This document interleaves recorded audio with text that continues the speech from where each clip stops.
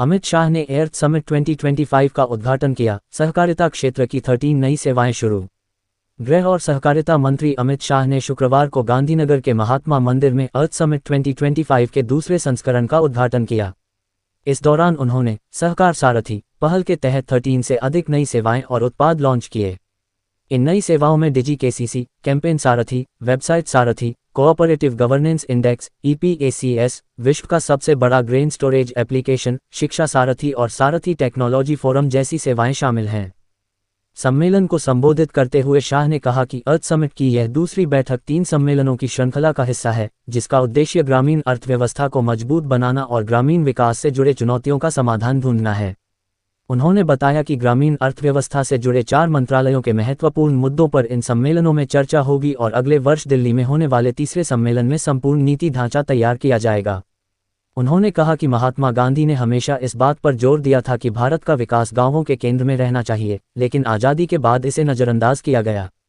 कृषि, पशुपालन और सहकारिता को लंबे समय तक महत्व नहीं मिला, लेकिन 2014 के बाद प्रधानमंत्री नरेंद्र मोदी के नेतृत्व में ग्रामीण विकास को राष्ट्रीय प्राथमिकता बनाया गया है।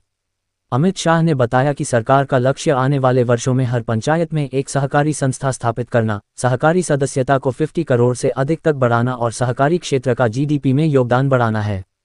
उन्होंने कहा कि जब ये लक्ष्य पूरे होंगे, तब छोटी किसान महिला से लेकर ग्रामीण पशुपालक तक कोई भी नागरिक पीछे नहीं रह जाएगा।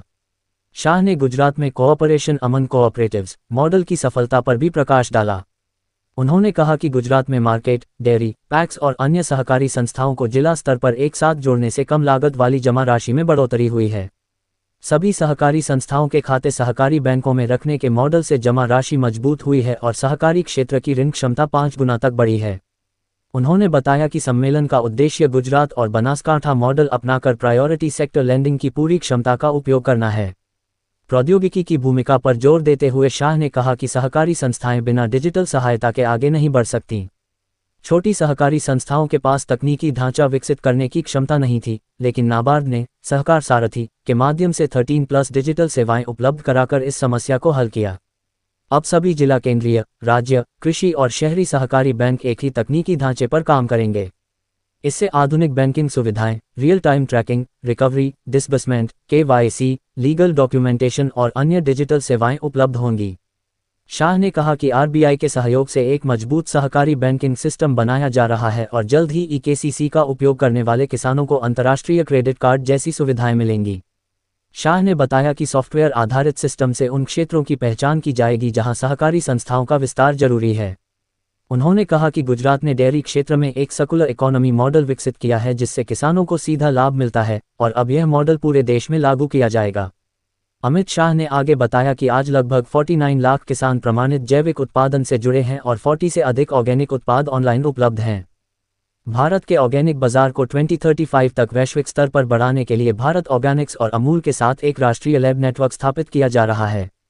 मल्टी स्टेट सहकारी संस्थाएं उत्पादन खरीदेगी, परीक्षण करेगी और निर्यात करेगी ताकि भुगतान सीधे किसानों के खातों में पहुंच सके। उन्होंने बताया कि सहकारिता मंत्रालय ने सहकार टैक्सी प्लेटफॉर्म शुरू किया है, जिसकी ट्रायल फेज में 51,000 से अधिक ड्राइवर जुड़ चुके हैं। इसका लक्ष्य देश की सबसे बड़ी सहकारी टैक्सी कंपनी बनाना है।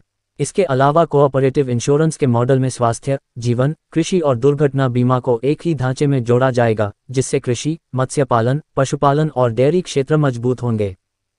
कार्यक्रम में गुजरात के मुख्यमंत्री भूपेंद्र पटेल, विधानसभा अध्यक्ष शंकरभाई चौधरी, कृषि एवं सहकारिता मंत्री जीतूभाई वाघानी, उपाध्यक्ष और NAFED चेयरमैन जेठाभाई आहिर, सहकारिता सचिव Ashish Kumar Bhutani, Gujarat state cooperative bank chairman Ajay bhai Patel और नाबार्ड चेयरमैन शाजी के.वी. सहित कई अधिकारी उपस्थित थे। और भी ऐसी तरह तरह की न्यूज को देखने के लिए हमारे चैनल को लाइक करें, सब्सक्राइब करें और बेल आइकन जरूर क्लिक करें, इससे हमारे आने वाली न्यूज की नोटिफिकेशन आप लोगों को सबसे पहले मिले।